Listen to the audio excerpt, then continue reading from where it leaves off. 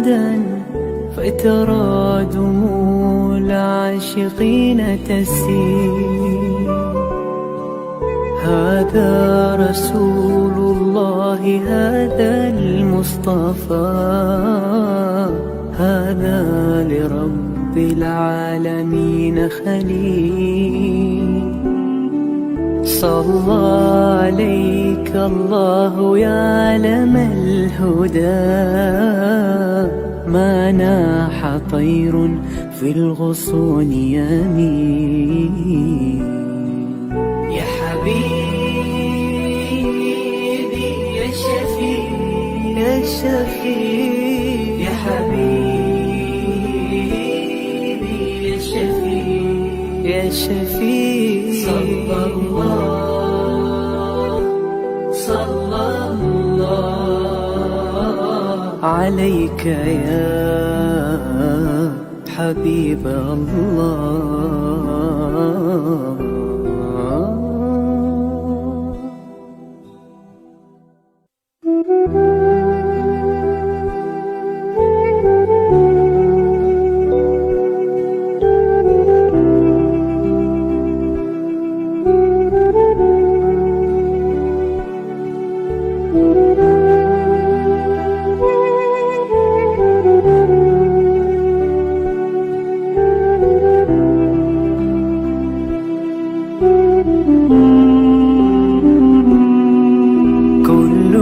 القلوب إلى الحبيب تميل، ومعي بذلك شاهد ودليل.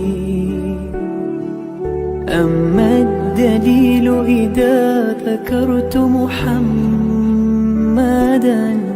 فترى دموع العاشقين تسيل. هذا رسول الله، هذا المصطفى، هذا لرب العالمين خليل. صلى عليك الله يا علم الهدى، ما ناح طير في الغصون يمين. يا حبيبي يا شفيع يا شفيع، يا حبيبي يا شفيع يا شفيع. صلى الله عليك يا حبيب الله.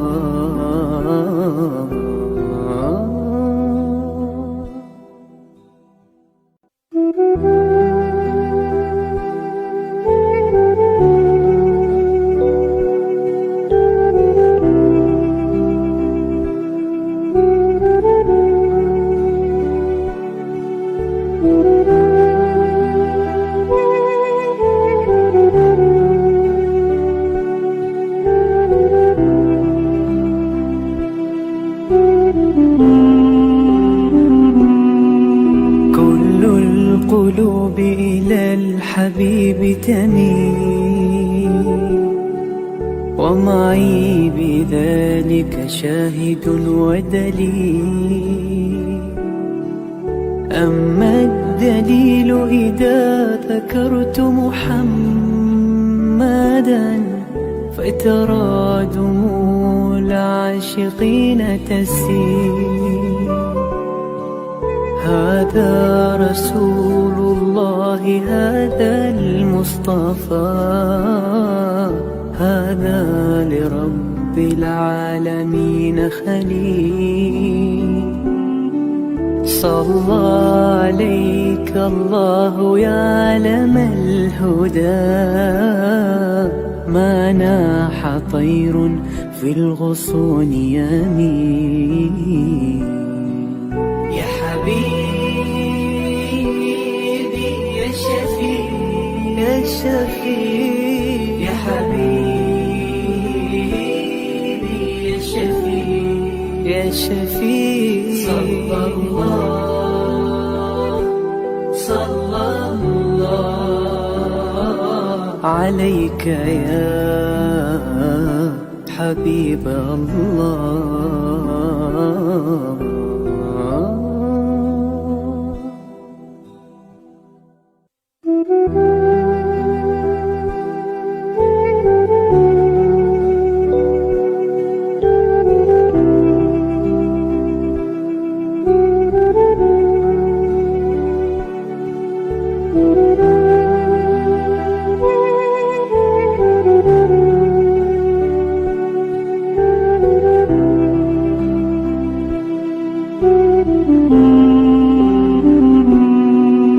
كل القلوب إلى الحبيب تميل، ومعي بذلك شاهد ودليل. أما الدليل إذا ذكرت محمدا فترى دموع العاشقين تسيل. هذا رسول الله، هذا المصطفى، هذا لرب العالمين خليل. صلى عليك الله يا علم الهدى، ما ناح طير في الغصون يمين. يا حبيبي يا شفيع يا شفيع، يا حبيبي يا شفيع يا شفيع. صلى الله عليك يا حبيب الله.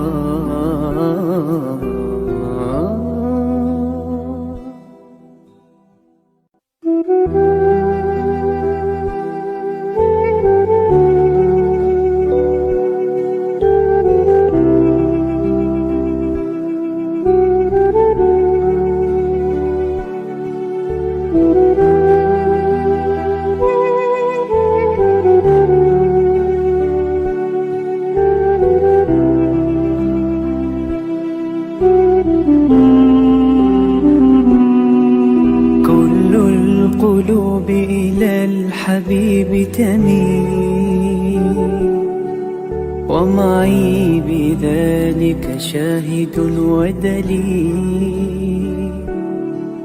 أما الدليل إذا ذكرت محمدا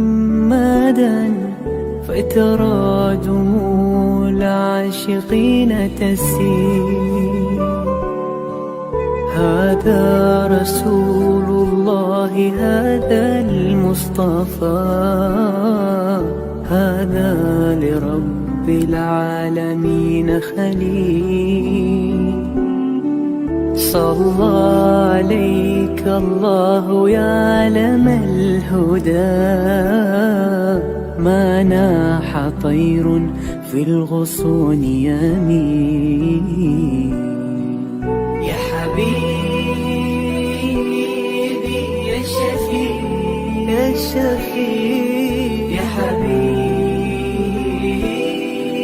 يا شفيع يا شفيع.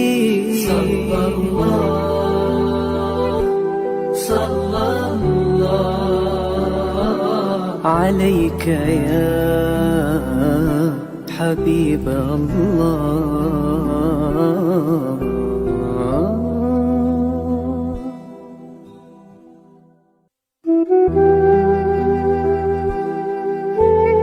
Yayasan Sabah sedang mengusahakan pembinaan Komplek Anjung Sulul Khatimah yang dipaparkan dalam skrin sekarang ini. Yang kedua ialah tentang buku yang saya tulis, ada 3 serangkai buku yang boleh didapati sekarang. Dan yang ketiga ialah FMCC atau First Move Child Care Center, iaitu sebuah taska yang mengambil pelajar-pelajar atau anak-anak daripada umur 2 bulan sampai 4 tahun. Yang ketiga ialah Telegram, di mana saya minta teman-teman para penonton menghimpunkan seluruh tenaga yang ada, pemikiran yang ada untuk kita mendaulatkan Islam insya-Allah. Tuan-tuan, seluruhnya ini kalaupun ada imbuhannya, semuanya kita masukkan dalam tabung Anjur Husnul Khatimah. Minta tuan-tuan dan puan menderma, minta tuan-tuan menginfak, minta tuan-tuan melakukan apa saja bagi kita merealisasikan program Komplek Anjur Husnul Khatimah. Assalamualaikum warahmatullahi wabarakatuh. Alhamdulillahirabbil alamin. Wassalatu wassalamu ala asyrafil anbiya'i wal mursalin sayyidina Muhammadin wa ala alihi wa sahbihi ajma'in. Subhanaka la ilma lana illa ma 'allamtana innaka antal alimul hakim. Wa la haula wa la quwwata illa billahil aliyyil azim. Amma ba'd. Qala Allah Ta'ala fi kitabil aziz. A'udzu billahi minasyaitonir rajim. Innaka la tahdi man ahbabta walakinna Allah yahdi man yasha' wa huwa a'lamu bil muhtadin. Sadaqallahul azim. Para penonton yang dihormati sekalian, kami daripada Yayasan Sabah sentiasa mengalu-alukan para penonton. Sudah ada timbul satu intimacy, satu kemesraan di antara kita. Saya tengok dalam Facebook, dalam chat di antara teman-teman yang followers kita ni, nampaknya very casual, nampaknya bergurau-gurau senda di situ, bergurau senda yang menasabah. Alhamdulillah, saya seronok tengok.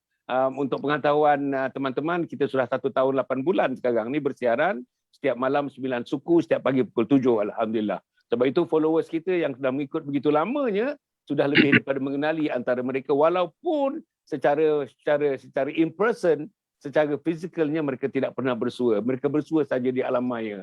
Dengan saya pun tak pernah bersua, agaknya sebagian besar daripada mereka, kita bersua di alam maya. Untuk pengetahuannya, dengan kita punya pengulas kita malam ni, Profesor Dr. Nur Azniza pun saya tak pernah jumpa in person kan, tapi kita jumpa di alam maya, alhamdulillah. Jadi para penonton yang mati sekalian, kita malam ni ada seronok kita. Kita malam ni special, kita ada tetamu khas pada malam ini yang menjadi ahli panel suami isteri, saya rasa tuan-tuan dan puan, namanya ialah Cik Tun. Cik Tun. Cik Tun. Jadi Cik Tun ini akan bersama-sama dengan kita dalam program ini untuk mengkisahkan dirinya, tuan-tuan dan puan. Tajuk malam ini ialah hidayah, hijrah dan hidayah. Hijrah dan hidayah. Hijrah itu apa? Hidayah itu apa? Bukan hijrah fizikal daripada Mekah ke Madinah, itu bukan. Ini hijrah daripada kedudukan yang kurang baik kepada yang lebih baik. Kepada yang lebih baik, kepada yang lebih baik. Kepada yang lebih baik, lebih baik. Conversion daripada yang kurang baik kepada yang baik, itulah namanya proses, namanya hijrah. Jadi insya-Allah tuan-tuan dan puan, kita akan dengar daripada Cik Tun nanti. Dan saya nak ingatkan tuan-tuan dan puan, ini bukan kita nak mengkedepankan tentang hal-hal peribadi, terasa-rasa macam seronok kita mendengar cerita-cerita peribadi. Tak ada. Ini dakwah, ini cerita dakwah. Kalau dia berterus terang, itu adalah dakwah. Kalau dia berterus terang, itu adalah untuk kita memikirkan dan merenungkan bagaimana proses itu berlaku pada diri dia, supaya proses itu berlaku kepada kita. Yang mana yang baik jadikan tauladan, yang buruk kita jadikan sempadan. Tuan-tuan dan puan, para penonton dan hadirin sekalian. Jadi alhamdulillah, kita malam ni tuan-tuan dan puan, tetamu kita, saya ulang balik, Cik Tun bersama isterinya malam ni, alhamdulillah. Dan juga juruulas kita, sebagaimana dah minggu lepas, minggu ini, bulan lepas dan bulan ini, kita ada Profesor Dr. Nur Azniza Ishak daripada Universiti Utara Malaysia. Jadi kita akan mulakan program ini, tuan-tuan dan puan. Jam saya sudah menunjukkan pukul 9.22, tuan-tuan dan puan. InsyaAllah kita akan bersiaran sekitar dalam 1 jam 15 minit ataupun 1 jam setengah. Kita tengok macam mana persoalan-persoalan macam mana yang kita timbulkan. Kalau boleh Cik Tun dengan Profesor, kalau boleh, pasal kita nak buat 4 round ni, tiap-tiap satu respon itu kalau dapat diberikan dalam masa 7 minit, 8 minit, gitu sajalah. 7 minit, 8 minit, 7 minit, 8 minit. Lepas tu akhirnya kita buat satu kesimpulan, insya-Allah. Jadi untuk memulakan, saya perkenalkan untuk pengetahuan tuan-tuan dan puan, Cik Tun, kita perkenalkan tetamu kita, dan juga Profesor Dr. Nur Azniza Ishak yang memang sudah bersama dengan kita, memang sebahagian daripada program ini, tuan-tuan dan puan. Jadi tidak memerlukan pengenalan yang lanjut mengenai Profesor. Jadi agaknya sebagai permulaan, kita dah boleh mula dah. Cik Tun, kita dah boleh mula dah ke? Cik Tun. InsyaAllah. Alhamdulillah. Cik Tun ni pakai baju mana, Allah. Ini baju kira-kira kuning-kuning pinang ni, kuning-kuning pinang ni, dia ada makna ni. Dia warna pinang ni ada makna ni Cik Tun. Saya pun tak tahulah. Tapi pakar psikologi boleh menengok. Warna ni ada kaitannya dengan pilihan-pilihan, ada kaitannya dengan sikit ilmu psikologi tentang itu. Jadi Cik Tun sebagai permulaan, boleh Cik Tun kenalkan diri Cik Tun dan mungkin mengenalkan kalau isteri yang bersama-sama dengan Cik Tun pada malam ini, cuba perkenalkan. Sebelum yang kedua nanti, kita pergi kepada latar belakang Cik Tun insya-Allah. Perkenalkan diri dulu. Di mana lahir, di mana membesar, macam mana pendidikan dan sebagainya. Sila Cik Tun. Ya, Alhamdulillah, syukur insya-Allah. Saya kongsikan sikit kehidupan saya. Assalamualaikum pada Datuk yang sudi menjemput saya dalam live Datuk. Terima kasih juga kepada Profesor. So, nama saya Fazil. Saya daripada keluarga 13 beradik. Saya anak yang ke-11. Saya pendidikan tak tinggi manalah. Saya sampai sekolah darjah 6 je. Saya lahir di Perak. Saya membesar di Sungai Besi. Kampung Seri Indah, Sungai Besi. Okey, pendidikan saya sekolah darjah 6. Jadi tidak tinggilah pendidikan saya sebab saya ni terlalu nakal sikit. Mak saya mendidik cukup orang kata sempurna. Ayah saya pun sempurna, alhamdulillah. Cuma biasalah. Bila anak lelaki ni dalam ramai-ramai tu adalah kekurangan. Berhenti sekolah sampai darjah 6 je tu. Sebab dia bercampur dengan budak-budak. Saya bukan salahkan budak-budak tu. Saya bercampur. Saya menjadi kepala kepada budak-budak tu. Saya sekolah 6 bulan, cuti 6 bulan. Masya-Allah. Okey, lepas tu saya ni dalam kehidupan saya ni saya tidak adalah didikan agama tu, tak ada. Mak ayah ajar. Mak ajar, bapa ajar, suruh solat apa semua. Pak saya ni suka keluar malam balik pagi. Keluar malam balik pagi. Mak saya alhamdulillah orang kata tak adalah tak mendidik. Cuma saya ni nakal sikit. Sebab cerita saya, sebab masa dalam kampung saya tu ada seorang tu abang ni, dia ni orang yang ada nama. Hari ni pun nama dia masih gah lagi. Dia menjadi sebahagian daripada keluarga saya. Abang angkat saya lah. So dia tarik hidup saya ni, dia mendidik saya dalam kehidupan yang agresif. Maksudnya saya keluar je terus jumpa keganasan lah. Bukan keganasan lah. Orang kata jumpa yang hardcore lah. Saya duduk dengan dia dekat Kampung Pandan. Saya duduk lama dekat Kampung Pandan tu. Saya duduk dekat depan Masjid Rahimah tu. Dulu ada dulu situ ada port kontainer.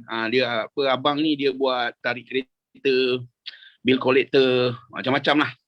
So saya dididik dengan cara yang keras.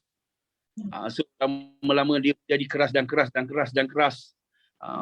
Perjalanan saya agak kasar lah, dan saya pun tak ada dah nak macam orang lain semayang ikut waktu, tak ada. Saya tak pernah semayang waktu saya dalam suasana tu. Saya dididik, dan abang saya ni pun tak pernah mendidik saya.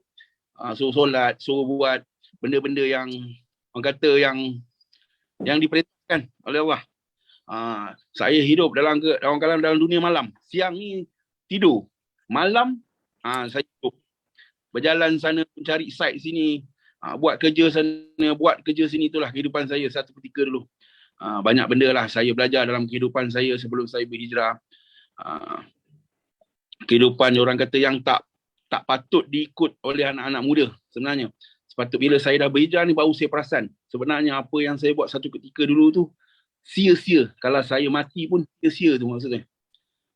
Masuk kongsi endon, masuk kongsi bangla, pergi orang kata pergi comel-comel kat sana lah. Tapi bukan buat benda maksiat tu. Menyamar macam-macam. Masya-Allah. Saya dididik daripada kecil keras. So bila perjalanan saya tu keras lah. Saya tak takut dengan orang. Saya tak heran dengan orang. Saya tak kisah pun dengan siapa saya berjumpa. Saya layan je. Kan? Itulah kehidupan orang kata kehidupan yang patutnya anak muda sekarang ni tak ikut sebenarnya kehidupan tu. Dia bukan menyesatkan kita, dia menjauhkan kita yang sangat jauh. Tapi alhamdulillah Allah aturkan perjalanan tu baiklah untuk saya. Alhamdulillah. Saya masa saya keluar pada rumah tu, mak ayah saya dah meninggal lah. Mak ayah saya. So saya membesar dengan abang tu lah. Abdullah Ghani bin Kasim. Orang dia pun orang kata masyhur jugalah. Tapi alhamdulillah dia pun dah berhijrah. Kami sama-sama dah belajar. Saya alhamdulillah, ni kita cerita pasal yang nakal-nakal dulu tu Lepas tu kan saya kahwin 4 isteri, saya ada 4 orang isteri. Hari ni saya ada 15 orang anak. Insya-Allah. Ini dekat rumah isteri saya yang pertama. Tapi ini isteri saya yang ketiga. Sebab isteri saya yang pertama ni dia malu gitu. Ini isteri saya yang ketiga. Ini dekat rumah isteri. Okey. Itulah banyak yang saya boleh kongsikan tu. Alhamdulillah. Ada siapa ni isteri nak apa sikit? Nak ada apa? Kalau boleh lah, kalau tak boleh dulu pun tak apa. Kalau telefon tu di apa ni? Sekarang ni telefon ni tegak. Cuba di apa kan? Bukan. Betul kan? Tu. Cuba tu. Itu pun tegak tu. Dia cuba melentangkan telefon tu. Itu tegak, melentang. Melentangkan. Itu tegak. Cuba tadi tengok. Tak apa. Boleh pelan-pelan boleh. Itu okey. Itu rasanya itu itu. Cuba okey. Tak apa. Kita tengok macam mana. Okey, ada isteri yang nombor 3 ya? Ini isteri saya nombor 3 tu. Tapi sekarang berada di rumah isteri pertama. Ya tu. Okey. Nanti cerita-cerita isteri poligami ni kita cerita waktu lain lah. Kan Malam ni kita nak concentrate tentang hijrah tu kita nak concentrate. Apa ni anak tadi 15 Ya betul tu. Anak 15. Yang tua sekali berapa tahun umur anak ni? 20 tahun. Yang tua 20 tahun, 30 tahun, 22 tahun. 22 tahun. Yang kecil sekali. Yang kecil 3 bulan tu. Masya-Allah, Allah. Apa ni Cik Ton sendiri umur berapa umur Cik Ton? Kalau boleh saya tahulah. 46 tahun tu. 46, masya-Allah. Muda lah. Muda sangat lagi. Okey, ada nak tambah tak tentang apa tadi? Tak apa. Okey, lahir di Kuala Lumpur lah. Saya lahir di Perak, Batu Gajah, Tanjung Kualang. Sorry. Lahir di Perak dan dibesarkan di Kuala Lumpur. Dibesarkan di Kuala Lumpur. Mak dan ayah di Kampung Pandan. Tak, mak ayah pun dekat Sungai Besi. Sungai Besi. Okey. Okey. Maknanya tadi dibela oleh abang tu. Abang tu tinggal di Kampung Pandan kan? Abang tu abang angkat bersama dengan abang tu lah. Bersama dengan abang. Maknanya besar bersama dengan abang tu lah. Ya. Dan bersekolah darjah 6 begitu. Sekolah 6 bulan pergi sekolah, 6 bulan tak pergi sekolah begitulah. Okey. Tapi yang menarik ni tadi ni pada saya lah pendidikan keras itu, pendidikan keras. Maknanya approach daripada abang yang mendidik yang begitu lamanya, pendidikan hidup maknanya, pendidikan hidup keras kan, yang sampaikan Pak Caitun mengatakan tadi dia tak rasa takut, tak ada rasa takut langsung sebab kekerasan dari sudut pendekatan pendidikan itu menyebabkan dia berani. Jumpa siapa saja dia berani. Menyebabkan dia jadi terror lah, terror lah. Nah, orang putih pun kata, Melayu pun kata terror lah. Jadi alhamdulillah. Jadi dengan pengalaman yang begitu, kemudian tu kita tengok pengalaman itu. Manusia yang macam itu tu apa kemungkinan yang berlaku? Minta kalau misalnya Profesor dapat ulas sikit peringkat awal ni, apa kemungkinan yang boleh berlaku dengan personality yang diceritakan diri dia tadi, personality itu. Macam mana? Kalau misalnya doktor boleh chip in sikit. Sila doktor. Bismillahirrahmanirrahim. Alhamdulillahirabbil alamin. Wassalatu wassalamu ala asyrafil anbiya'i wal mursalin wa ala alihi washabihi ajmain. Alhamdulillah. Terima kasih Datuk.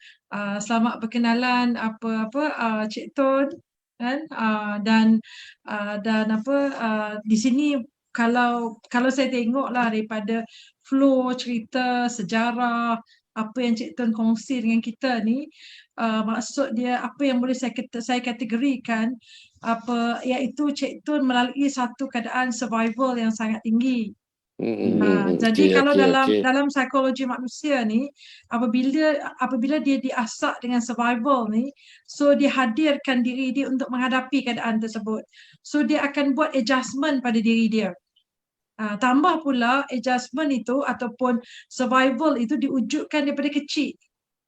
Tadi macam Cik Tun cerita, maksud dia daripada Sungai Besi kemudian bergerak ke Kampung Pandan dan sebagainya, dan dibesarkan dalam keadaan yang begitu tough, dibuat supaya survival untuk kehidupan dan sebagainya, maka kita nak kena follow. Dan di sini apa yang Cik Tun cerita ni sebenarnya dia dalam psikologi manusia dalam pembentukan morality dia. Kita panggil dalam definition morality itu, dia membentukkan moral system dalam keadaan diri dia, menyebabkan sama ada dari segi afektif dia ataupun dari segi kognitif dia, dari segi behavior dia telah membentuk satu keadaan yang mana dia rasa Allah bisa, tegal biasa. Jadi maksudnya bagi dia anything at all. Jadi dia boleh hadapi dalam bentuk yang kalau nak hidup macam ni lah. Jadi dalam keadaan itu dia corakkan keadaan diri dia. Jadi maksud dia kalaupun pada masa itu, sebab dalam pembentukan bagaimana dia nak bertingkah laku tu sebenarnya ahli psikologi telah meletakkan bahawa apabila dia form diri dia macam tu, maka dan survival dia macam tu, maka dia wujudkan satu keadaan yang pertama sekali kita panggil dia akan obey je. Dia akan ikut. Jadi bila dia obey pada keadaan itu, dia mewujudkan diri dia yang mana macam mana pun dah nak duduk dengan orang ni kena ikutlah. Jadi kalau nak selamat kena ikutlah. Kalau nak hidup dalam keadaan baik, nak memastikan kelangsungan hidup tersebut, maka dia kena buat. Jadi mungkin pada masa tu diwujudkan dan digroom dan corakkan hidup Cik Tun ni pada masa tu dalam keadaan terpaksa obey, ataupun mungkin dia kata inilah dunia sebenarnya. Maksud dia more dalam keadaan itu. Tapi apabila dia dah mula kepada peringkat yang mana dia boleh nilai sendiri antara nilai dia dengan nilai orang lain, maka dia akan cuba memilih. Di situ disebut oleh ahli psikologi sebagai exchange. Maksudnya dalam keadaan itu apa yang saya boleh bagi, apa yang boleh saya dapat. So dalam keadaan itu mungkin kita akan tolerate pula. Maksudnya saya buat kerja ni, so saya akan dapat yang ni. So dia bentuk lagi tingkah laku. Kemudian sampai satu peringkat hijrah ni pula, apabila dia hendak yang ni dan dia dah ada commanding power pada dia. Jadi flow tu Datuk, kalau kita tengok sangat cantik lah. Kalau dalam psikologi dia panggil dah dapat insight ataupun celik akal. Tapi kalau dalam Islam kita panggil dapat hidayah. Maksudnya dalam keadaan mana pun apa flow tersebut, maksudnya dia jumpa titik pertemuan kepada fitrah dia. Titik pertemuan pada fitrah, dan bagi saya apa yang Cik Tun cerita tu sangat menarik. Sebenarnya penghijrahan itu yang menyebabkan the beauty of everything lah sebenarnya. The beauty of everything. Jadi maksudnya tidak kisah siapa kita sebelum itu. Alright, okay. Cantik, masya-Allah. Kita nak tahu lagi tadi pre hidayah ni, kita nak tanya lagi. Ketika itu agaknya dalam mungkin 30 tahun yang lalu, sekarang umur 46 kan ya. Mungkin dalam 30 tahun yang lalu agaknya suasananya tidak mencabarnya tidak seperti ini sekarang ini. Dan untuk mencari makan, saya rasa ketika itulah cari makan ketika itu tak perlu berkasar-kasar rasanya, tak perlu pilih cara yang kasar. Tapi kenapa misalnya Cik Tun memilih cara itu, mengikut cara yang dibuat oleh sahabat abang nama Abdullah Ghani Kasim tadi. Kenapa pilih yang kasar tu? Adakah kerana mak bapak kata tadi tidak didik secara itu, tapi rasanya kawan-kawan kan yang balik malam tidur, siang tidur, malam berjaga, itu jenis manusianya. Dan agaknya berkawan pun dengan teman-teman yang sejajar dari segi tingkah laku dan sebagainya, mungkin kekasaran pun ada pada teman-teman itu dan sebagainya. Tapi persoalan saya, kenapa pilih? Siapa yang pilih? Apa yang menggerakkan pilih dan boleh hidup dalam suasana kasar begitu? Padahal masyarakat keliling mak bapak tidak begitu. Mungkin adik-beradik lain yang besar, ni keluarga besar 12 orang, mungkin tidak begitu. Hanya Cik Tun saja begitu. Kenapa Cik Tun ni berlainan daripada yang lain? Cuba Cik Tun bercerita sikit. Dia macam ni tu. Saya membesar. Saya masuk sekolah, abang lelaki saya masuk daripada sampai darjah 5 saya ada abang dah. Daripada darjah 2, darjah 3, darjah 4, darjah 5.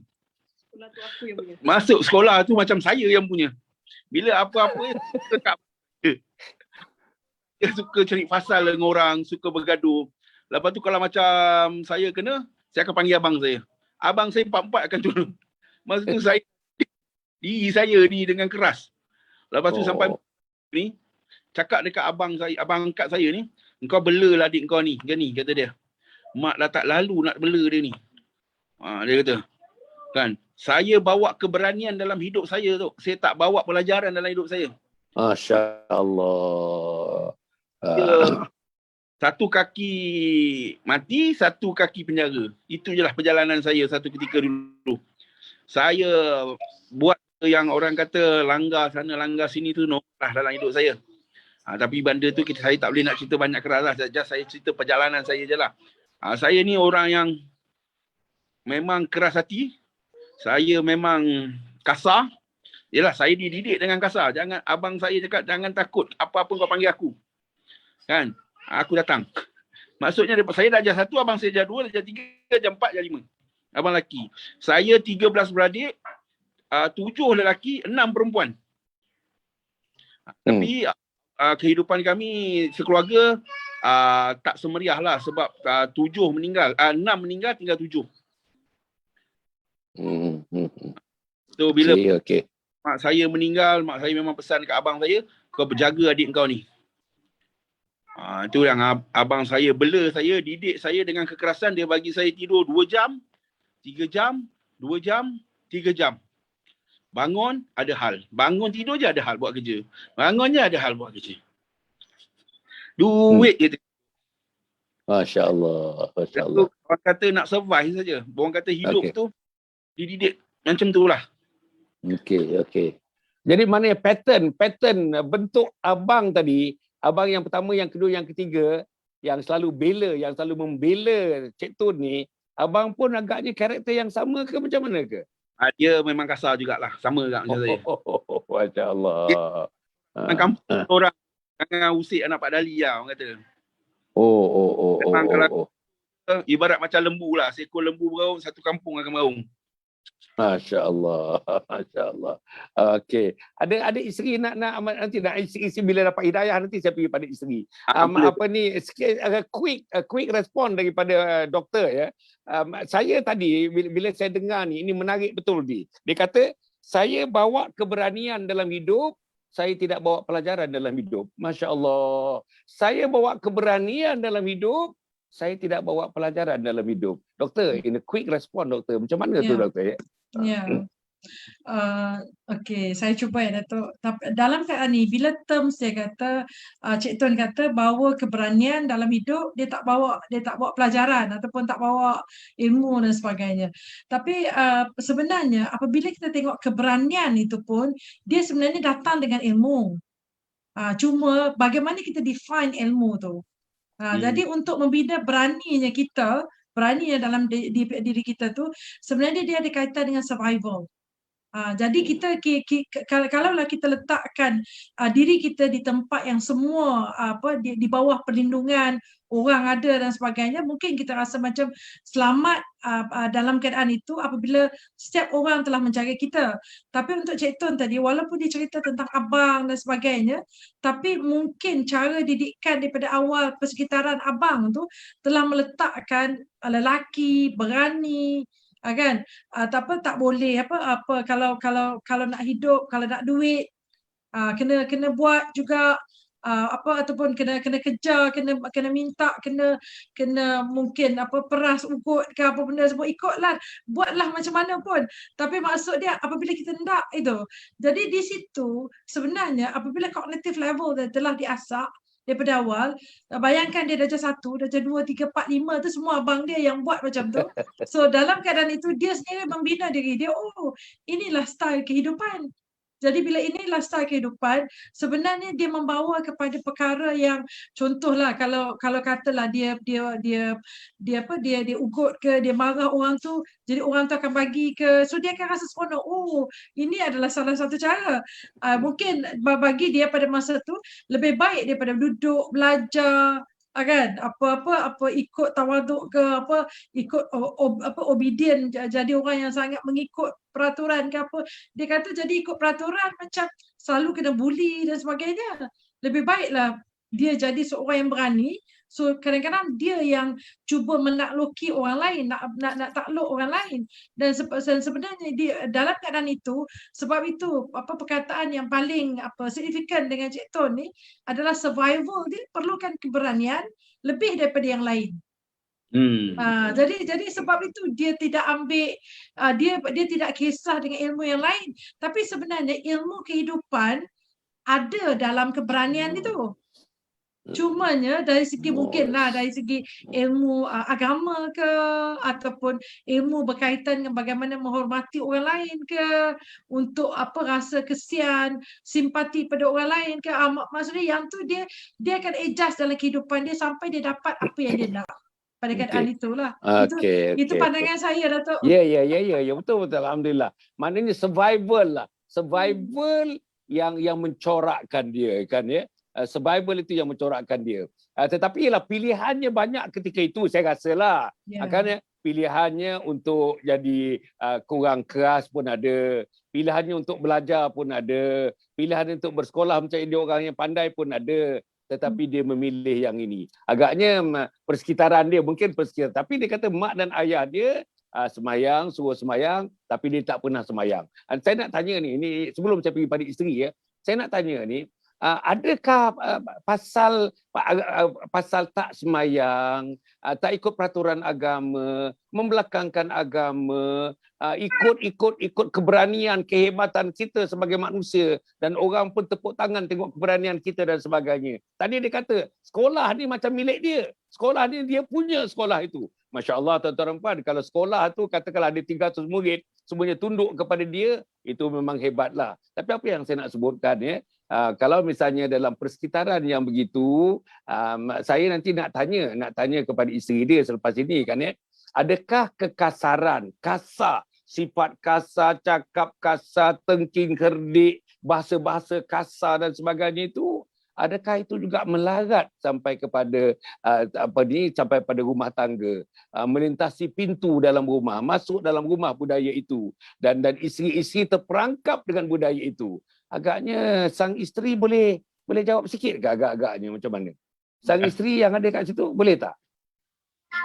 Assalamualaikum. Sila. Siapa nama ni isteri ni? Siapa nama ni? Saya Ija, isteri nombor 3 Cik Tun. Masa mula-mula kahwin tu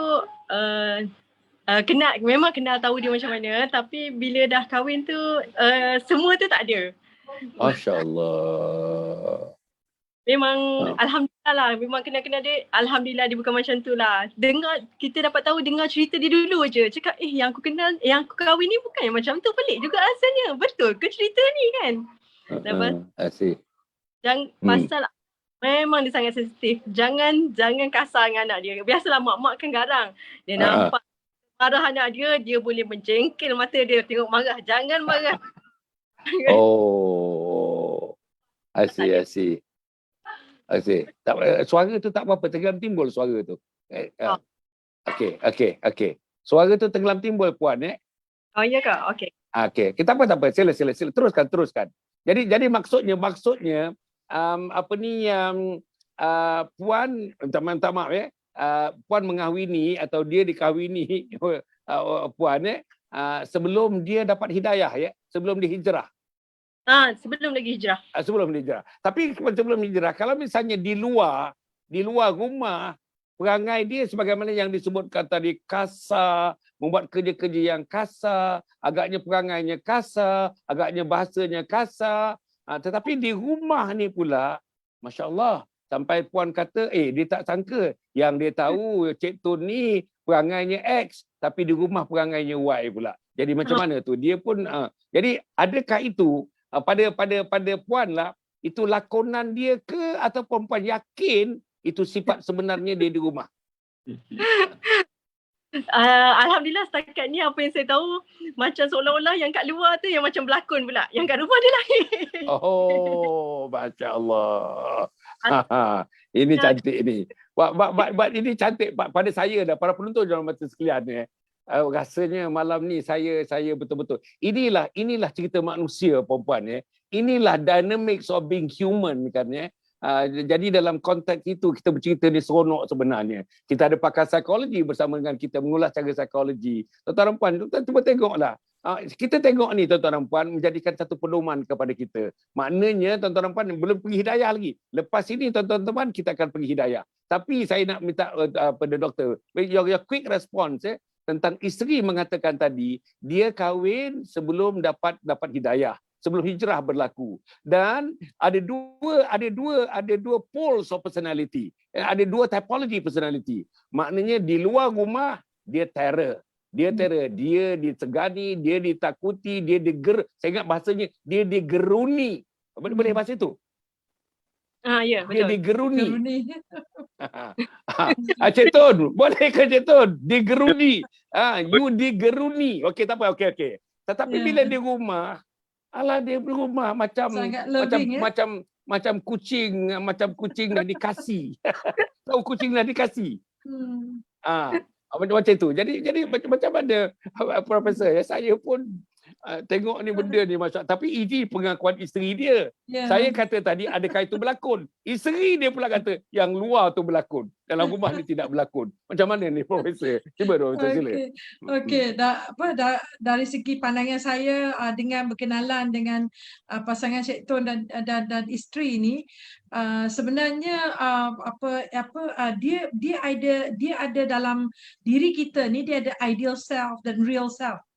Maksud dia dia kadang-kadang dia tidak bertembung antara satu sama lain, tapi kita akan membuat dan juga kita akan bereaksi sebagaimana yang diperlukan pada masa itu. Jadi dalam keadaan ini bagi saya lah, sebab itu yang saya kata tadi, bila Cik Tun cerita dia di luar, mungkin garang, berani, yang tu keperluan untuk survival. Tapi dalam diri dia sebenarnya mungkin ada taman, ada bunga, ada loving punya strength, dan dalam keadaan itu mungkin bagi dia wanita ni adalah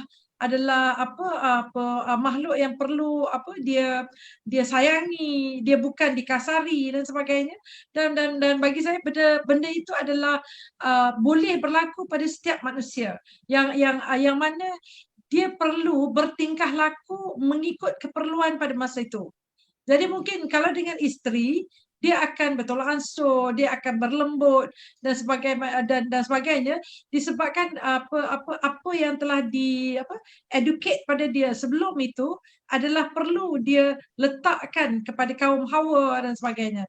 Mungkin sebab itu kita pun tak tanya lagi, mungkin Cik Tun adalah antara yang disukai oleh ramai wanita ke kan.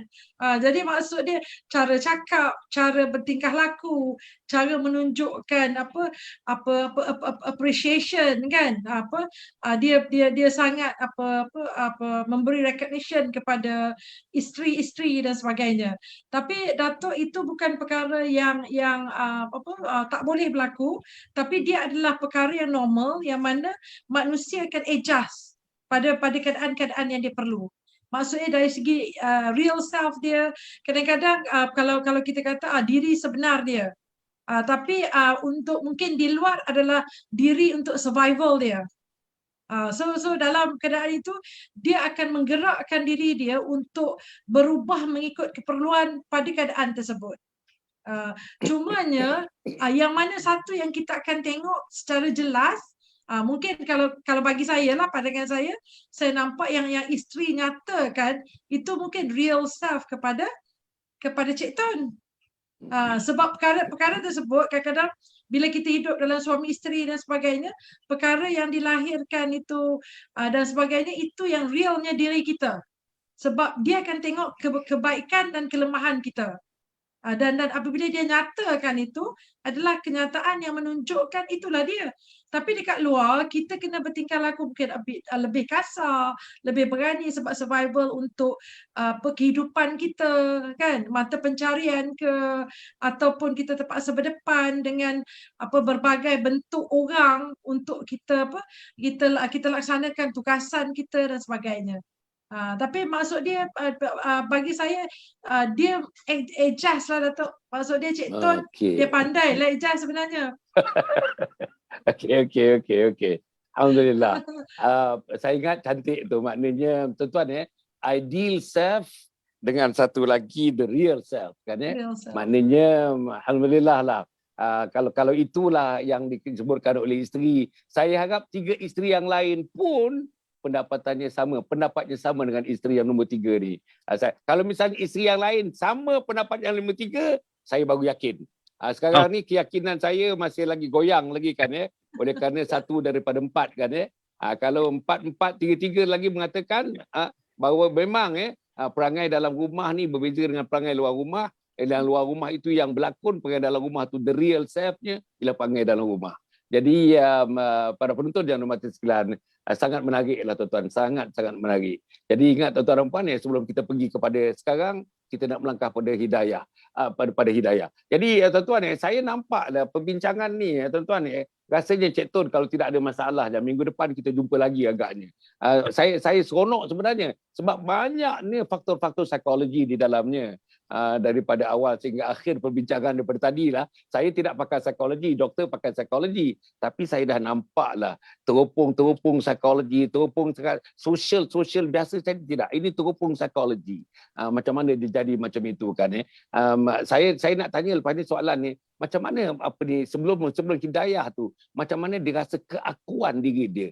How you rate yourself keakuan aku, kehebatan aku, orang takut dengan aku, orang puji aku, orang tunduk kepada aku. Macam mana saya rasakan ni? Macam tadi you katakan macam sekolah tu kita punya. Itu dah saya nampak dah. Saya nampak you punya ego punya hebat lah dia punya. Saya nak tahu yang lain-lain ni sebelum kita pergi kepada dapat hidayah.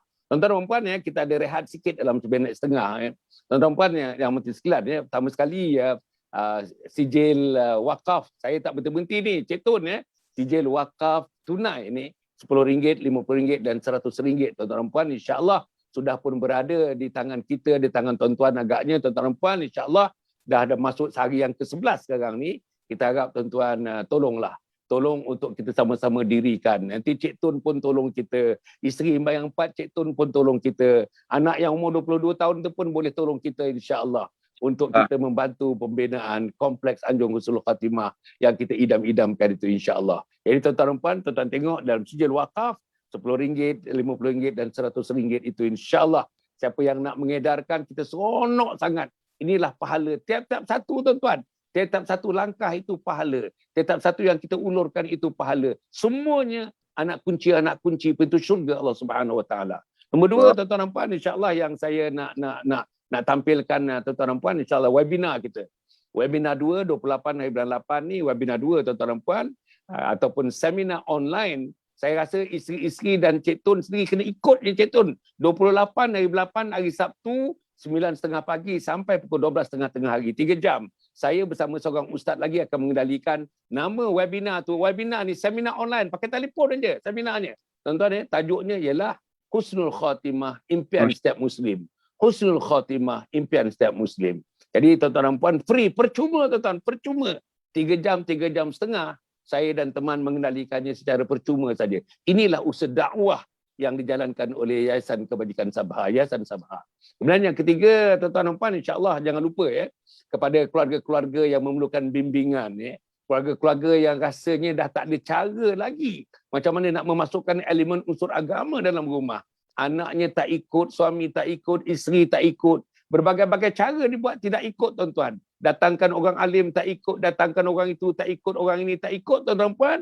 Mereka menentang agama dan tidak ikut cara beragama. Kalau itu berlaku dalam rumah, ada unsur-unsur seperti itu, kontak saya terus. Kita ada unit di Yayasan Sabah ni, kita ada unit untuk kita membantu keluarga-keluarga yang sedemikian untuk memasukkan unsur-unsur agama, roh-roh agama dalam keluarga untuk kita bina bibit-bibit agama dalam keluarga itu, insya-Allah. Dan tuan-tuan dan puan, saya ada ustaz-ustaz, ustazah-ustazah bersama dengan saya untuk menganggotai unit ini untuk membantu tuan-tuan dan puan-puan. Ini pun percuma, tuan-tuan, percuma saja. Ini khidmat dakwah kita kepada mana-mana keluarga di Brunei, di Singapura, di selatan Thailand, di Indonesia yang memerlukan khidmat yang sedemikian. Kita bersedialah untuk memberikan khidmat. Yang keempat, kita punya Telegram. Saya nak mana Cik Tun dengan isteri-isteri, dengan anak-anak ikut Telegram kita, join Telegram kita. Hari-hari insya-Allah ada ayat Quran yang baru, ada hadis yang baru, ada kata-kata ulama yang baru, ada tuan-tuan dan puan insya-Allah video-video seluruh dunia ni kita paparkan, tuan-tuan, mengenai Islam. Video pendek 2 minit, 3 minit, 4 minit, 5 minit begitu. Dan juga ada doa-doa, zikir-zikir dan sebagainya untuk kehidupan kita, untuk memantapkan lagi hidup berpaksikan kepada Islam, tuan-tuan dan puan. Insya-Allah. Jadi tuan-tuan, saya harap sangatlah tuan-tuan semua akan join kita punya Telegram. Dan yang akhirnya tuan-tuan dan puan, insya-Allah saya harap buku-buku kita, tuan-tuan, inilah buku-buku kita. Kita telah menghasilkan jualan, tuan-tuan, dengan menggunakan buku-buku ni hampir dekat 1.2 juta ringgit kita telah pungut kerana jualan buku-buku ini, dan semuanya sebahagian besar daripadanya tolak kos kita memasukkan dalam tabung membina Komplek Anjung Suluk Khatimah. Inilah tuan-tuan usaha kita pagi, petang, siang dan malam. Saya ni tak jemu-jemu, tuan-tuan, dekat 2 tahun dah setiap program ni saya sebutkan. Mungkin penonton-penonton jemu, tapi Hasan Ali tidak jemu kerana Allah tidak pernah jemu untuk mendengarkan kebaikan umatnya, insya-Allah. Jadi tuan-tuan dan puan, insya-Allah saya nak pergi sekarang kepada kepada yang berikutnya untuk kepada hidayah, nak mengintai hidayah. Okey, Cik Tun Ya Ustaz. Okey, kita dah faham latar belakang, kita dah fahamkan suasana budaya keras kita dengan the hard culture kan bukan the soft culture, this is the hard culture kan yang budaya keras itu kan dan saya legalah bila di rumah nampaknya kekerasan itu testimoni daripada isteri tadi mengatakan tidak dikeras mana di rumah kan tapi semangat pembelaan tu tengok dia kata dia bela anak dia, jangan kasar dengan anak, jangan menindas anak, dia akan keluar mata dia, kata tadi tuan-tuan, menengking isteri dan sebagainya. Kalau itu berlaku ketidakadilan kepada anak-anak, maknanya jiwa membelanya dengan kekerasan yang sedemikian, jiwa membela yang sedemikian ini Allah temukan hidayah. Jadi maknanya dengan semangat yang hebat, yang berkobar-kobar, jiwa yang hebat, jiwa yang besar, dunia di bawah dia, tuan-tuan, sekolah di bawah dia, institusi di bawah dia. Alhamdulillah kekuatan itu, tuan-tuan, ditemukan oleh Allah Subhanahu Wa Taala dengan kekuatan untuk membawa agama dalam hidup. Jadi boleh tak Cik Tun ceritakan sikit macam mana permulaannya timbul satu perubahan yang besar dalam diri Cik Tun, mengalir kepada keluarga, mengalir kepada anak-anak, hasil daripada Allah masukkan sedikit sebutir cahaya hidayah dalam diri kita. Innaka la tahdi man ahbabta walakin Allah yahdi man yasha. Ayat yang saya bacakan awal-awal tadi. Sila Cik Tun. InsyaAllah. Okey, untuk saya berhijrah start umur saya 40. Saya, anak saya 15 orang. 15 orang. 5 saya masukkan dalam madrasah. 2 anak perempuan saya, yang seorang nak ambil alimah dah. Alimah. Yang seorang masih belajar di Bangi, di Maulana Azwan. Anak saya yang kecil, 2 abang. Seorang nak ambil nak jadi hafiz lah. Nak jadi hafiz. Abang dia dah tangguh. Anak saya yang lelaki tu belajar dekat madrasah dekat Siptalin, dekat Maulana Hamzah punya madrasah. Anak saya yang seorang ni belajar dekat Kuala Jelebu. Punca dia tu saya mula terdetik apabila anak saya ni, anak lelaki saya ni, dia kata, Baba, untuk dapat berkat daripada seorang ayah, abang dengan adik nak Baba jadi imam. Saya masa tu terasa macam kena tembak tu. Saya dah lah tak reti semayang, tak reti baca Quran. Saya terasa macam, ya Allah, dia nak saya jadi imam sangat. Saya peluk anak saya. Masa tu lah first time saya keluarkan air mata. Saya minta maaf kat anak saya. Saya cakap, Baba minta maaf. Baba tak boleh nak jadi imam sebab Baba tak pandai. Baba tak pandai nak solat. Saya cakap, Baba nak abang jadi imam. Tapi masa tu lah saya dah start belajar, start berjumpa dengan ada satu grup tabligh ni. Salah seorang jemaah saya ni, budak-budak saya ni ada yang keluar tabligh. So dia kenalkan saya dengan satu ustaz ni. Ustaz ni dah meninggal dah. Dia ajar saya mengaji tapi tak habis. Dia meninggal. Lepas tu dia kenalkan saya dengan Ustaz Abdullah. Ustaz Abdullah ni banyak ikram saya. Ikram saya, dakwah saya. Saya keluar 3 hari. Lepas tu saya fikir lagi, ya Allah, saya keluar kosong. Maksudnya keluar tak ada apa-apa. Saya ikut je. Orang tunduk, saya tunduk. Orang rukuk, saya rukuk. Tapi dalam hati saya berdoa. Sampai saya kenal satu ustaz, Ustaz Fahmi. Saya duduk depan dia, saya cakap, Ustaz, jadikan saya anak murid, saya nak belajar mengaji. Alhamdulillah, saya bulan puasa, saya khatam Iqra. Hari ni saya dah baca Quran, saya dah boleh solat, saya dah boleh jadi imam kepada isteri saya dah boleh jadi imam kepada anak-anak saya. Tapi itulah detik itu bila anak saya sendiri suruh saya jadi imam, itulah yang buatkan saya rasa macam terlalu berusaha kerana saya terlalu cinta, bukan cintakan dunia, selalu untuk dunia je. Saya tak pernah buat untuk akhirat pun. Saya tak pernah buat apa pun. Tak ada kebaikan pun saya buat dalam masa saya belum berhijrah. Tapi hari ni bila anak-anak saya dah masuk madrasah, saya lega lah. Maksudnya kadang saya mengaji dengan anak saya. Saya minta tunjuk ajar anak saya. Satu je perangai saya ni, saya tak malu tu. Saya tak ada perasaan malu. Saya cuma takut malu pada Allah je. Malu dosa-dosa saya. Malu perangai saya. Saya tak malu. Saya minta anak perempuan saya ajar saya mengaji, betulkan bacaan saya. Kadang saya mengaji dengan anak saya, kadang saya mengaji dengan isteri saya. Alhamdulillah saya dah boleh baca Alham, saya dah, orang kata solat wajib tu, orang kata dah boleh lah, dah boleh jadi imam. Alhamdulillah, menangis-nangis. Kan? Tapi saya still lagi belajar. Saya tak pandai lagi, saya masih belajar lagi. Saya masih tak faham lagi. Saya belajar, saya keluar. Lepas tu saya kenal dengan Maulana Helmi. Saya banyak menuntut dengan dia. Belajar amalan-amalan guru, kata dia. Ambil. Sebab hati saya ni berbolak-balik. Masa penghijrahan saya ni, biasalah. Saya pernah buat perkara-perkara yang tak diingini, yang tak disukai oleh Allah. Kadang-kadang saya cakap, saya rindu. Saya cakap kadang saya rindu nak buat benda ni. Saya takut bila saya rindu, saya terbuat. Jadi sayang, jadi cinta, susah nak lepas. Lepas tu ada seorang sahabat saya ni, dia buat mandi jenazah. Saya start mandi jenazah dengan dia. Tiap kali saya mandikan jenazah, saya letak itu saya. Tiap kali saya mandi jenazah, saya letak itu diri saya. Bila saya potong kain kapan dia, saya cakap, ini Ustaz, kapan saya yang terakhir. Ini untuk saya Ustaz, sekiranya saya awal, Ustaz mandikan saya cakap. Itulah saya banyak belajar. Rupa-rupanya hidup ni sebenarnya bukan untuk dunia. Sebenarnya hidup ni untuk agama. Maksudnya kita kena kejar agama. Jangan kejar dunia.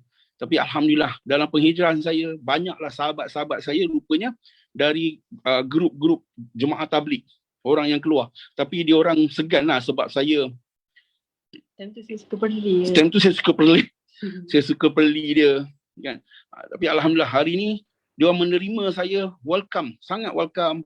Saya cakap, jangan letak saya sebagai seorang ketua. Letak saya sebagai budak baru yang baru nak kenal agama. Saya cakap. Saya ni jenis tak malu tu. Saya tak ada masalah. Kalau baik untuk diri saya, untuk agama, saya belajar. Alhamdulillah, saya dah pelan-pelan, saya dah boleh dah. Orang kata boleh lah. Dah boleh mandikan jenazah, saya dah boleh solatkan jenazah. Alhamdulillah. Hari ini, saya berjaya bersama sahabat-sahabat saya membeli van untuk saya wakafkan kepada tim Fardu Kifayah untuk menjadikan saham akhirat.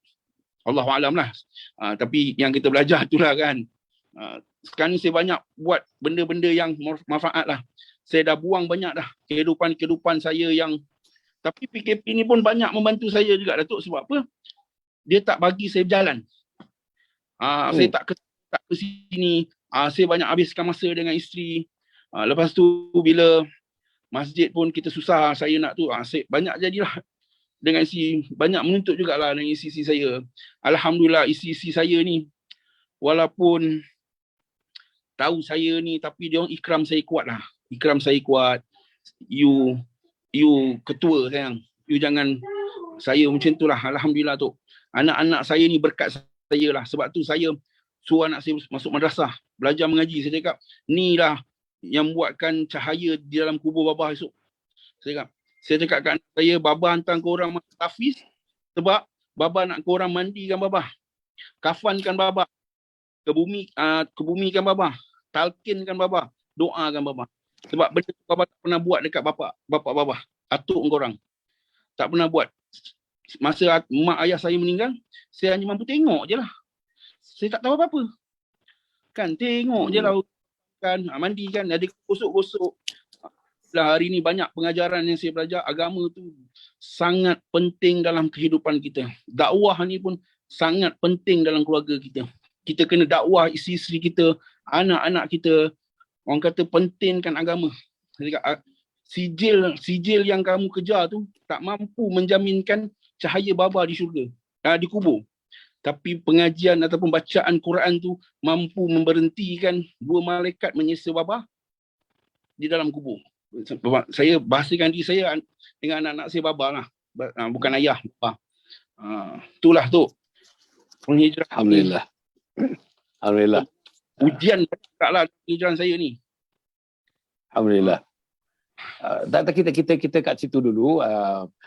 Maknanya dia punya nampaknya yalah, saya rasakan dia punya breakthrough dia kan untuk hidayah ni dimulai dengan umur 40 tahun ya, 40 tahun. Masya-Allah 40 ni tuan-tuan, macam-macam 40 tahun ni. 40 tahun ni macam-macam. Kalau tuan-tuan baca kitab, baca buku, 40 tahun ni special umur 40 tahun ni. Sebab itulah Rasulullah sallallahu alaihi wasallam diangkat menjadi nabi, menjadi rasul pada umur 40 tahun kan ya. Jadi alhamdulillah ya. Jadi dan dia punya apa tu, dia punya poin perubahan itu ialah bila anak-anak dia berjumpa dengan dia, Baba tolong imamkan solat. Itu dia. Tapi Baba ketika itu Baba tak tahu apa, Baba tak tahu. Agaknya tak pernah solat seumur hidupnya kan ya. Jadi Baba pun bagi tahu anaknya dengan berterus terang kepada anak, Baba tak boleh, engkau sajalah yang jadi imam. Dan ini tuan-tuan, suruhan daripada anak, permintaan daripada anak ini artinya sangat besar tuan-tuan. Kalau permintaan daripada kawan-kawan saja rasanya tidak menyayat. Tapi permintaan daripada anak-anak sendiri, kita punya darah daging kita sendiri, zuriat kita sendiri, nak tengok abah dia rukuk dan sujud, dia di belakang, abah jadi imam, dia jadi makmum. Itu satu momen yang ditunggu-tunggu oleh anak-anak yang dah ada kesedaran. Tapi babah-babah ni tak mampu nak buat dan sebagainya. Alhamdulillah, berikutan dengan itu, babah-babah ni didedahkan. Paling tidaknya ada 3 ustaz. Ustaz Abdullah, Ustaz Fahmi, lepas tu Maulana Helmi, dan teman-teman daripada tabligh, tuan-tuan dan puan, telah membawa babah ke mana, di mana babah sekarang. Tengok dia punya mindset. Babah punya mindset is totally different. 100%, 360 degrees turn. 360 degrees turn, tuan-tuan dan puan ya. Hasil daripada insya-Allah didedahkan dengan hidayah, dapat hidayah. Agaknya Profesor bagi respon sikit tentang itu, Profesor. Okey, saya terpegun tengok bila menceritakan tentang ialah rahsia di sebalik hidayah tu. Jadi bukan semua orang yang akan dapat hidayah. Jadi Cik Tun merupakan orang-orang yang terpilih lah, yang mana digerakkan dan diberikan, dihamparkan di depan. Tapi yang sangat menarik itu apabila ada sokongan dan support daripada semua. Yang tu yang saya nampak merupakan turning point, yang mana dia kalau dalam bahasa psikologi kita panggil bergerak daripada unconscious mind. Bergerak daripada unconscious mind, maksudnya pemikiran bawah sedar. Dia bukan macam kita pengsan pitam tu dah. Dia kita lalui everyday life, tapi kita tak sedar bahawa benda tu adalah benda yang sebenarnya menyesatkan kita, menyebabkan kita jauh daripada Allah dan sebagainya. Jadi maksudnya yang tu kita panggil unconscious mind. kita tak bawa kepada keadaan itu. Ataupun yang lebih praktikal kita panggil sekarang adalah hidayah itulah. Jadi apabila ditolak unconscious mind tu kepada conscious mind, dalam keadaan sekarang ni lah.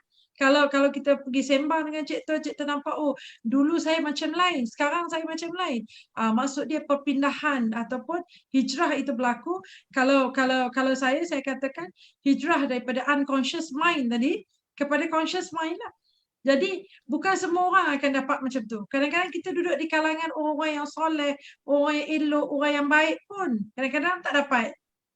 Tapi cara Cik Tuan bercakap menunjukkan kejujuran, ketulusan hati dan sebagainya, dan yang lebih menarik apabila mendapat support daripada semua. Dan saya yakinlah hasil daripada apa yang Cik Tuan cerita, yang mana anak-anak dia telah dihantar ke tahfiz dalam umur yang muda dan sebagainya, mungkin nanti Cik Tuan akan cerita pada kita, mungkin dari segi pemilihan isteri-isteri Cik Tuan pun mungkin dalam kalangan orang-orang yang dah faham, dah tahu, maksudnya dah berhijrah, dah dapat apa cahaya tersebut dan sebagainya, dan semua itu telah merupakan bantuan kepada Cik Tuan sendiri.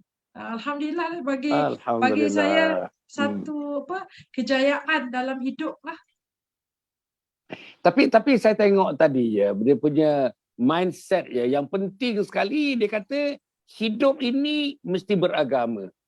Yang menyelesaikan apa juga masalah adalah agama.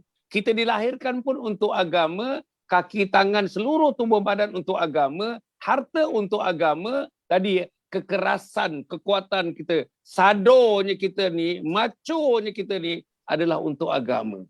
Itu satu perubahan yang kalau dulu survival. Kalau dulu survival.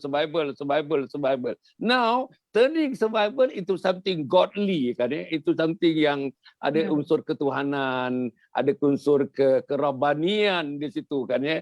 Jadi ini Cik Tun ya. Bila Cik Tun dah berubah macam tu kan, dia berubah. Sebab mengubah yang 360 darjah perubahan ni. Ada orang berubah tu nampak dia ada tanda-tanda, dia semayang, kadang tidak. Ini tak semayang langsung. Ada ilmu agama tapi tidak praktik. Ini tak ada ilmu agama langsung.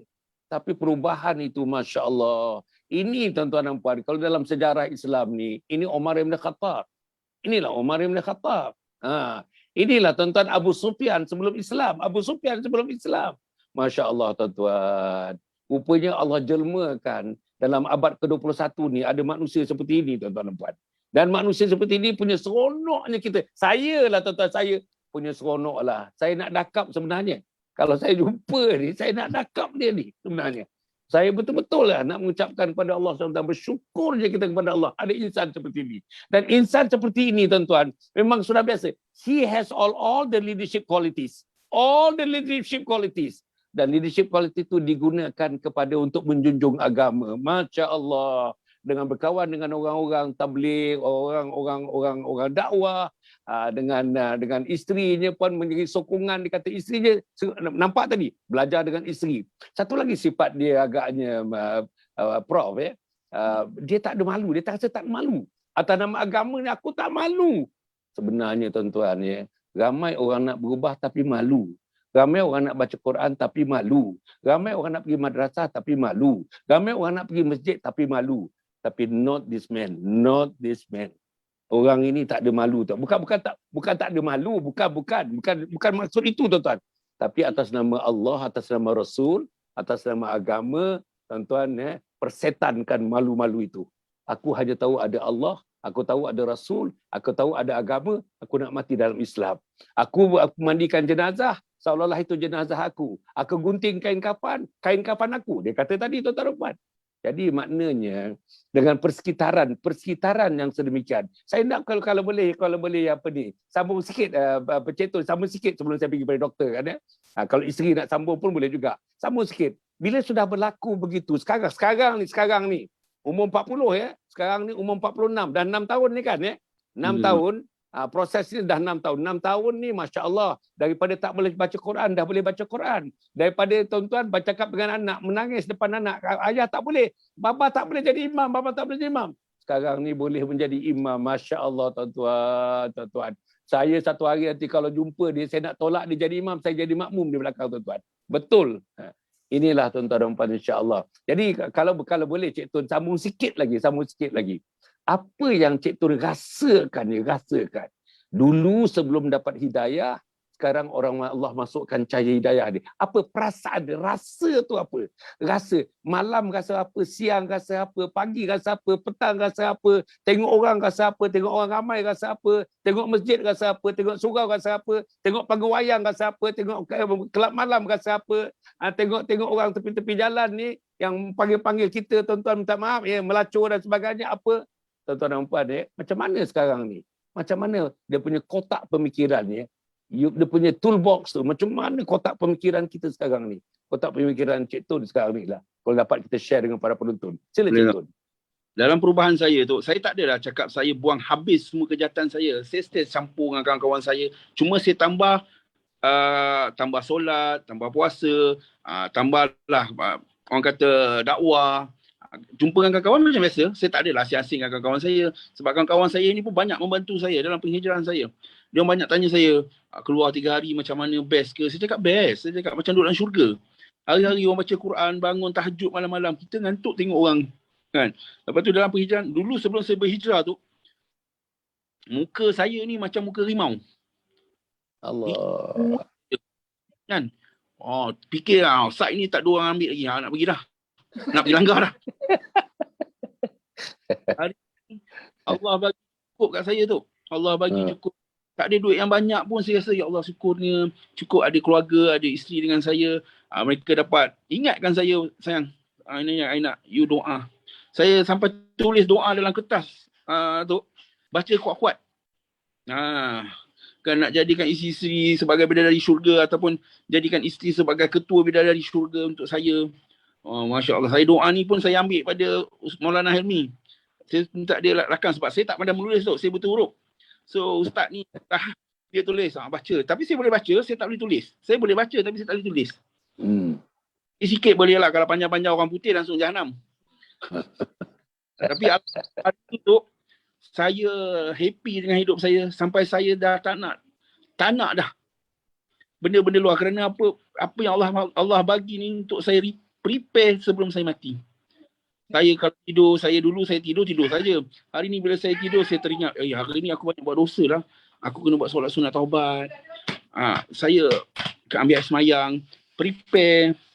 Yalah, kita bila dah tahu, kena buat. Pasal Maulana Alim selalu pesan kat saya, kita ni pendosa ya. Dia panggil saya ayah. Dia kata, ya, kita ni pendosa. Kita kena hari-hari buat solat taubat. Hari-hari kena berdoa kepada Allah. Sebelum tidur berdoa kan. Doa hari-hari atau zikir. So saya buat zikir 40. So selawat pada Nabi sebelum tidur dia. Saya amalkan. Pasal benda tu benda tak susah. Tak keluar duit, tak keluar apa.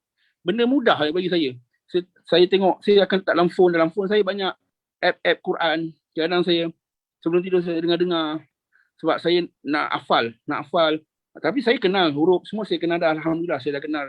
Saya belajar Iqra, saya bukan hafal. Saya kenal huruf. Alif, Ba, Ta tu semua saya dah. Orang kata Alhamdulillah lah. Allah bagi mudah perjalanan penghijrahan saya ni dalam baca Quran. Macam-macam Allah bagi. Tapi saya rasa, ya Allah, macam baru ni kawan saya meninggal. Kawan paling berapat dengan saya ni sampai menangis. Mengingatkan kawan saya ni.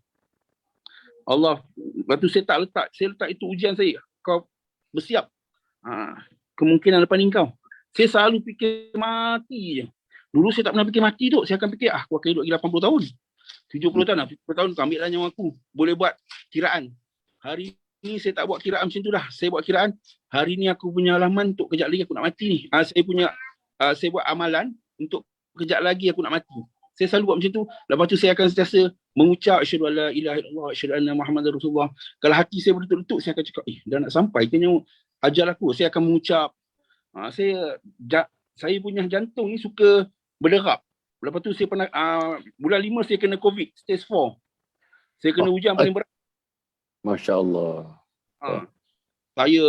Saya dah prepare lah. Kalau Allah nak ambil cara kematian saya dengan wabak, saya dah prepare dah. Saya dah cakap dah kat bini-bini saya. Kan, saya dah bagi nombor telefon ustaz yang ajar saya mandi jenazah. Saya cakap, kau telefon ustaz ni kalau jadi apa-apa kat aku. So ustaz ni uruskan aku. Saya cakap. Allah. Paling teruk stage 4 saya kena sampai saya ni ada asma. Semput. Allah. Video call nangis-nangis. Saya quarantine kat rumah, bukan dekat hospital. So saya usahalah, saya berzikir, saya tawakal, saya berdoa.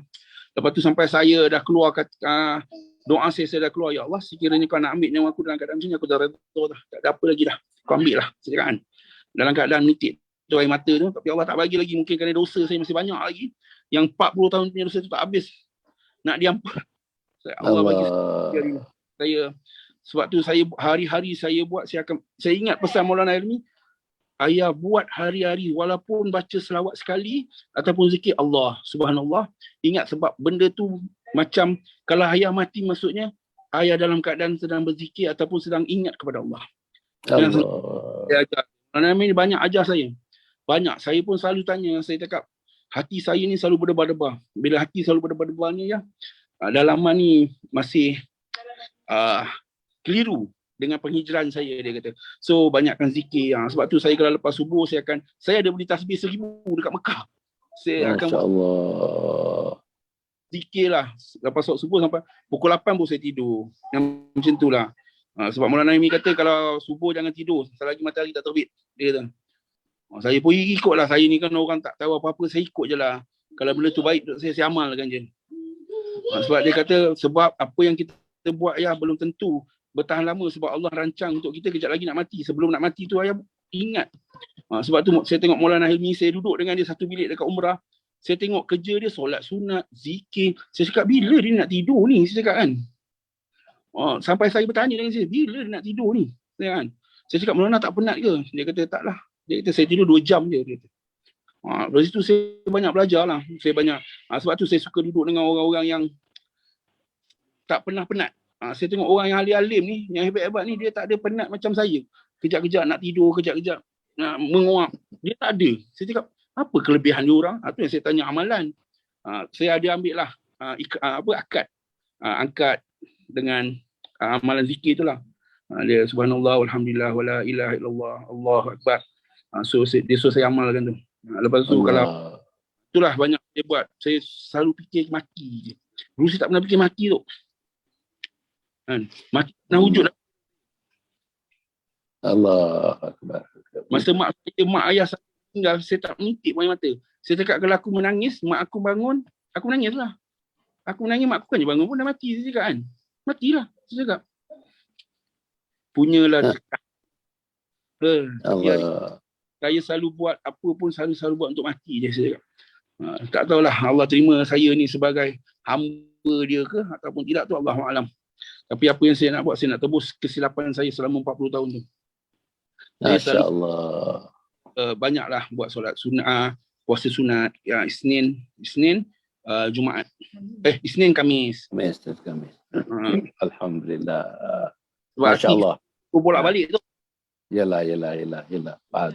Hati bolak-balik ni, yalah, dia ada doa, dia mesti dah apa ni Cik Tun dah baca doa yang musarrifal qulub sarif qulubana la ta'atik, ya muqallibal qulub sabir qulubana la dinik. Masya-Allah, itu saya rasalah profesor ya, kita tengok jalan dia sekarang ni, jalan Cik Tun ni jalan agama, kita tengok ya, dengan amalan-amalan agama, dengan amalan-amalan dia, dengan doa-doa, dengan zikir-zikir, puasa Isnin, puasa Khamis, dengan sembahyang taubatnya, dan satu lagi mati. Kalau ikut orang barat, tuan-tuan, ikut mati ni, banyak mati ni, dia kata kita ni fatalistik. Fatalistik ni maknanya kita dah tak nampaklah jalan di depan, jadi kita menyerah saja. Itu namanya fatalism. Fatalism ni fatalistik ya. Tapi tidak seperti apa yang inilah dalam Islam. Ingat mati ya. Ingat mati ni. Dia dikatakan afdalul zikrul maut. Zikir yang paling baik di sisi Allah Subhanahu Wa Taala ialah zikir mengingati mati. Jadi mati itu dalam Islam ni, mati itu satu motivasi yang sangat besar. Mati itu menyebabkan kita boleh bangun pagi pukul 4.30, pukul 5 untuk bangun tahajud. Mati itu menyebabkan kita boleh menderma, boleh menginfakkan, tuan-tuan. Dengan bilangannya kadang-kadang tak mampu pun kita beri juga. Kerana kita nak mati, takut tak keluar lagi zakat, tak keluar lagi infak, takut kita mati dan sebagainya. Itulah dia motivasi mati dalam Islam. Agaknya doktor, kita pun dah nak tinggal lagi 2-3 minit lagi nak habis ni. Saya harap sangat Cik Tun ni, saya harap sangat. Tak habis lagi cerita ni. Ini baru 1/3. Saya nak bagikan pada 3 slot ni, 3 segmen ini. Baru 1/3 ni. Kalau boleh minggu depan. Kalau boleh. Memang kalau kita tengok ya yang mengulas ni, masya-Allah cukup banyak yang mengulas, dan kita tengok orang yang menyaksikan ini pun ya tuan-tuan ya, adalah di antara malam-malam ni malam-malam yang baik dari segi followers dan juga dari segi likers yang menyaksikan program kita pada malam ini. Jadi kalau misalnya isteri-isteri kalau misalnya yang akan datang ni keempat-empat kalau hadir bersama, lagi cantik lah. Lagi cantik, lagi cantik kan ya, kalau boleh begitu kan ya. Jadi apa ni yang mengakhirkan Profesor, very quick one kan ya. Macam mana tuan-tuan dalam Islam ni mati sebagai satu motivating factor. Mati sebagaimana pencelik ke seluruh daripada tubuh sampai ke daripada atas sampai ke bawah ni semuanya being motivated kerana kita akan dimatikan Allah Subhanahu Wa Taala. Macam mana Profesor? Okey, pada pandangan saya Datuk, sebenarnya apa yang Cik Tun cerita tu, sebenarnya saya sangat terpegun dengan cerita-cerita tu yang menunjukkan kebijaksanaan dan membawa kepada itulah sebenarnya apa tujuan hidup yang sebenar bagi seorang manusia. Jadi seolah-olah macam dah jumpa dengan fitrah itu. Yang tu yang best part tau.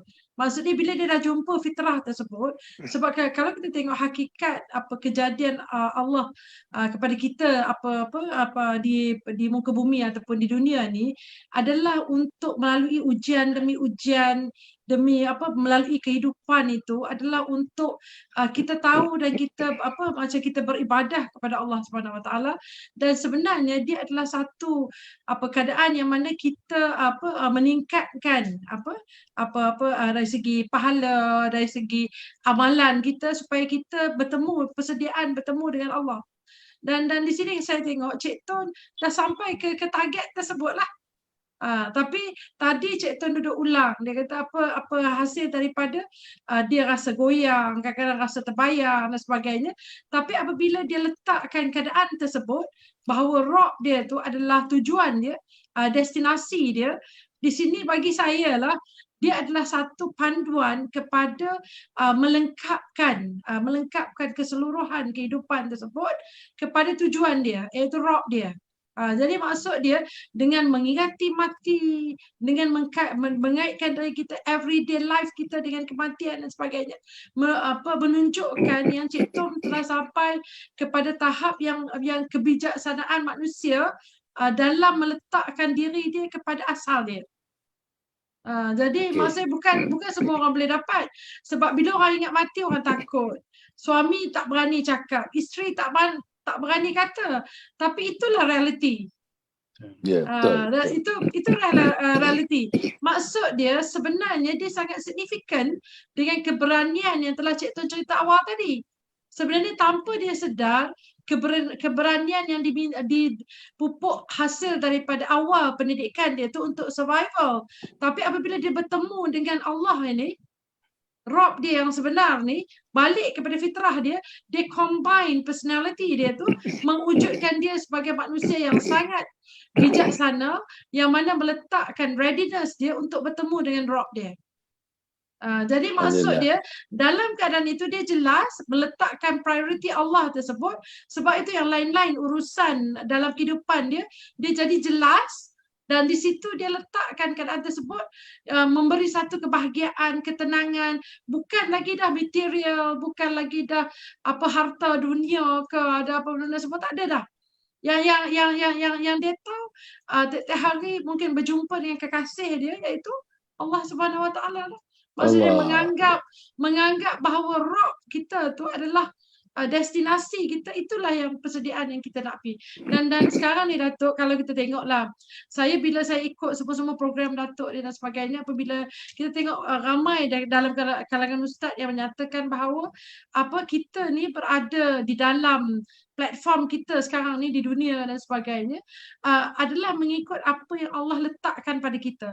Kita bertingkah laku, berfikir, berperasaan, apa-apa yang kita buat berpandukan kepada kita redha dan berdamai dengan apa yang Allah telah takdirkan dengan kita.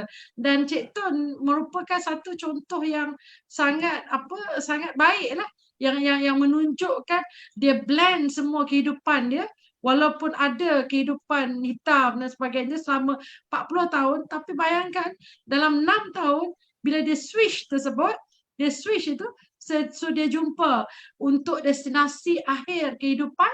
Dan di situ sebenarnya Cik Tom berada dalam keadaan yang manusia yang sangat bijaksana lah bagi saya lah. Alhamdulillah. Masya Allah tuan-tuan dan puan.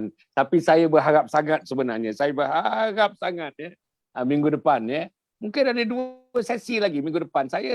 Kita belum masuk lagi. Tuan-tuan, sebenarnya hidayah kita boleh baru kita cuit sikit saja lagi. Hidayah, hijrah dan hidayah. Hijrah dan hidayah. Hidayah, hijrah.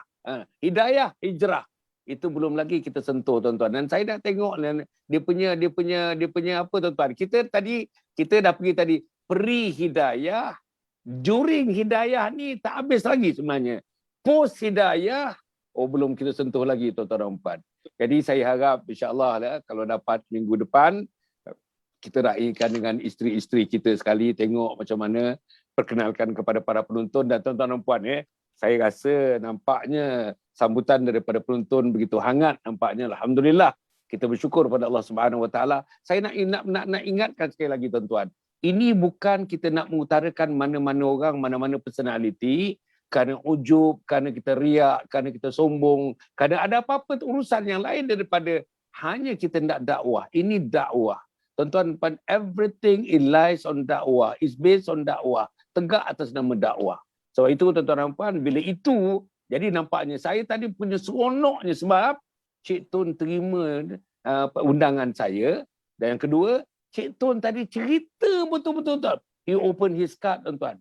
He open his card. Dia ceritanya. Pada saya banyak yang soal-soal yang agaknya orang kata privacy, orang kata private. Tapi bagi dia tak malu, tuan-tuan. Dia boleh cerita. Kerana dia sayangkan Allah Subhanahu Wa Taala. Dia sayangkan agama, dia sayangkan perubahan, dia sayangkan hijrah. Above all, di sejarah dia sayangkan hidayah yang telah dimasukkan pada dirinya. Jadi tuan-tuan, isterinya pula alhamdulillah bagus.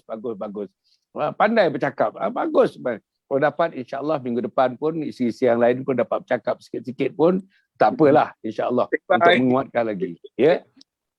Macam mana tu, Cik Tun? So isi standby. Isi nombor 1. Standby lah. Boleh lah. Jadi dah apa ni, kita besok pukul 9 macam juga. 9 suku, 9.10 tu boleh dah. Kita boleh mula dah insya-Allah minggu depan pun juga hari Jumaat malam Sabtu. Jumaat malam Sabtu minggu depan insya-Allah pukul 9 suku malam, tapi kita dah pukul 9.05 tu kita dah ada kat set lah. Maknanya kita dah ready lah. Yang apa ni, yang bercelak dah bercelak, yang bergincu dah bergincu lah semuanya insya-Allah kan. Jadi insya-Allah kita akan berjumpa minggu depan. Tapi saya seronok sangat saya seronok. Para penonton yang sebenarnya ini bukan lakonan. Ini yang nyono. Kalau lakonan, tuan-tuan, saya rasa tak ada nilai lah pada saya. Tapi this one is real. Tuan-tuan, keluar daripada mulut, the horse's mouth, tuan-tuan dan puan. Ini yang mahalnya pada saya lah, insya-Allah. Jadi mudah-mudahan Allah memberikan terus taufik dan hidayah kepada kita, hidayah kepada Cik Tun bersama dengan isteri-isteri dan anak-anak, 15 orang anak. Hampir semua anak-anak, tuan-tuan, dalam lapangan agama sekarang ni. Yang hafaz Quran, yang yang alim, yang pergi alim untuk menjadi alimah dan menjadi orang alim dan alimah. Masya Allah, tuan-tuan. Inilah dia, Cik Tun. Anak-anak yang akan mendoakan. Mati anak Adam besok, semuanya tinggal. Semua tinggal. Yang mengikut mayat ada 3 perkara. Sedekah jariahnya. Ilmu yang dimanfaatkan. Dan yang ketiga, yang ini kita punya investment. Apa dia? Doa anak yang saleh dan doa anak yang salihah. InsyaAllah. Jadi tuan-tuan, para penonton, sekali lagi, Cik Tun, jangan pergi mana-mana, Cik Tun. Jangan pergi mana-mana minggu depan. Minggu depan jangan pergi mana-mana. Bersama dengan 4 orang isteri. InsyaAllah kita berjumpa lagi dengan profesor pun bersama dengan kita. Ulasan-ulasan yang mantap, tuan-tuan dan puan. Kalau tengok ulasan-ulasannya, bukan saja ulasan sebagai psikologis biasa, tapi psikologi yang ada fikrah Islam. Fikrah boleh mengulas tuan-tuan tu. Hal-hal dakwah, hal-hal hidayah, dia boleh ulas tuan-tuan dan puan. Ini pun jarang ada tuan-tuan. Di bumi Malaysia pun jarang, di luar bumi Malaysia pun jarang tuan-tuan. Nak dapatkan profesor yang sedemikian insya-Allah. Jadi dengan kombinasi begitu, alhamdulillah, tuan-tuan dan puan, nampaknya program ini berjalan dengan lancar, dengan baik. Akhirnya tuan-tuan dan puan, jangan lupa sijil wakaf tunai. Saya pergi situ juga lagi. Saya kira wajib sijil wakaf tunai. RM10, RM50 dan RM100. Jangan lupa webinar 2. Webinar 2 pada 28/8. Cik Tun, 4 orang isteri dan kawan-kawan semua kena ikut webinar ini. Webinar ini dia punya limitnya 500 orang. Free. Boleh daftar. Daftar sekarang. Bagi nama, bagi nombor telefon, bagi email, bagi alamat. Bagi nama, bagi nombor telefon, bagi email, bagi alamat. Sudah ada. Tuan-tuan, nombor telefon semua dah ada dekat skrin sekarang ni. Tuan-tuan boleh bagi nama, sekarang pun boleh, besok pun boleh. InsyaAllah kita akan daftarkan insyaAllah.